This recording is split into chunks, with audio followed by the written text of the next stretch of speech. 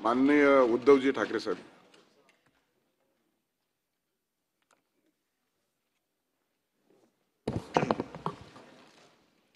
सभापती महोदय, आज आपल्या या सभागृहाचे विरोधी पक्ष नेते आणि माझे सहकारी अंबादास दानवे आपल्या कारकिर्दीची पहिली या सभागृहातली टर्म पूर्ण करतात. मी निवृत्त होतात बोलत नाही, ते पूर्ण करतात. पूर्ण करताना अंबादास तुम्ही जरा जोरात मी पुन्हा येईन बोला,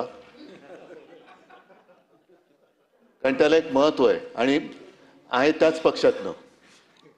मला अंबादासजींचं कौतुक ऐकायला फार बरं वाटलं, कारण काही जण असे आहेत की आज कौतुक करत जरी असले तरी जेव्हा मी अंबादासना उमेदवारी दिली तेव्हा जरा त्यांचे चेहरे वेगळे होते.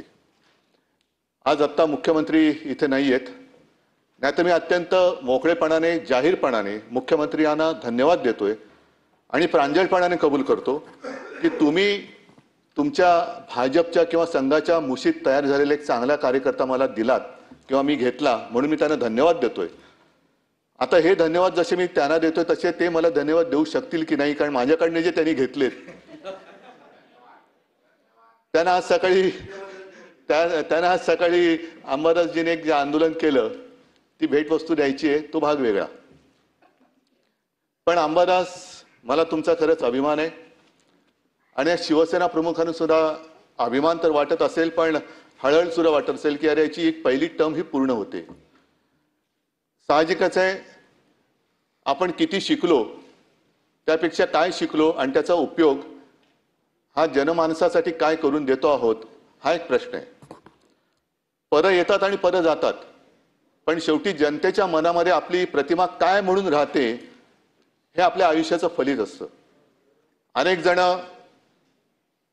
धडपडत असतात की मला पद मिळालं पाहिजे, माझं पद टिकलं पाहिजे.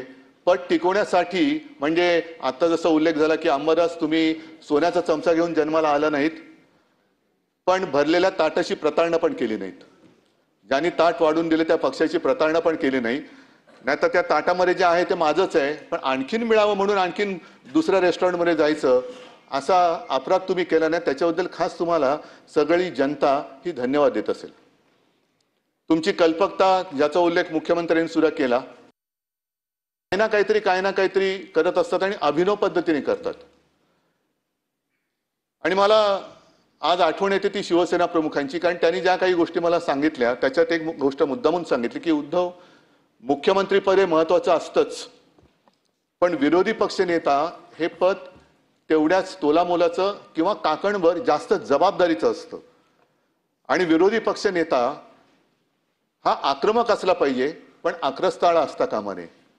आपल्याकडे अनेकदा ती जी एक सीमारेषा असते आक्रमकपणा आणि आक्रस्ताळेपणा ही पुसली जाते आणि आपण जे काय करतोय त्याला आपण आक्रमकपणा म्हणतो, जो प्रत्यक्षात आक्रस्ताळपणा असतो.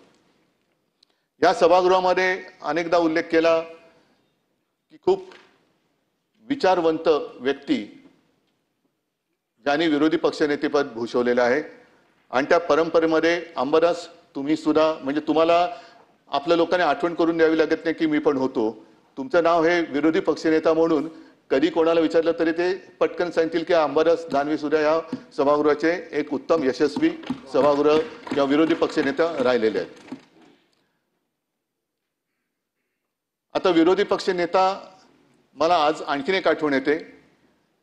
या सभागृहात त्या असतील किंवा नसतील मृणालताई गोरे, त्यांच्यावरती एक मी लेख वाचला होता, कारण ती माणसं सगळी वेगळी होती. मृणालताई गोरे होत्या, विरोधी पक्षनेते होत्या, दुसरे केशवराव धोंडगे खाली विरोधी पक्षनेते होते नव्हते कल्पना नाही, पण त्यांचं भाषण ऐकायला मी एकदा मुद्दामून सभागृहात खाली गॅलरीत आलो होतो.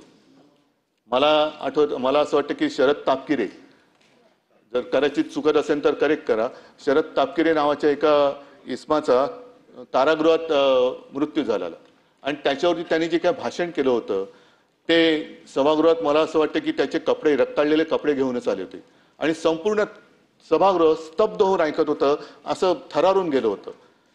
ती जी काय ताकद असते, मृणालताई गोरेंचं जे मी तुम्हाला सांगत होतो, मृणालताई गोरे सुद्धा कधीही पदासाठी डचमळल्या नाहीत, नाहीतर त्याही मंत्री होऊ शकल्या असत्या, झाले असतील जनता पक्षाच्या काळात किंवा आणखीन काही मोठी पदं त्यांना मिळाली असतील, पण ते एका विचाराला निष्ठेने कायम राहिले. परत येतात परत जातात, पण मी ज्या विचाराला धरून या क्षेत्रात आले तो विचार मी कधी सोडणार नाही.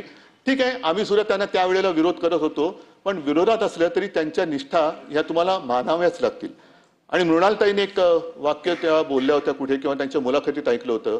त्यांना विचारलं होतं की तुम्ही जेव्हा सभागृहात विषय मांडता तेव्हा संपूर्ण सभागृह हे स्तब्ध होऊन ऐकत असतं आणि एवढंच नाही तर सरकारला सुद्धा त्याच्यावरती निर्णय घ्यावा लागतो, हे कसं काय?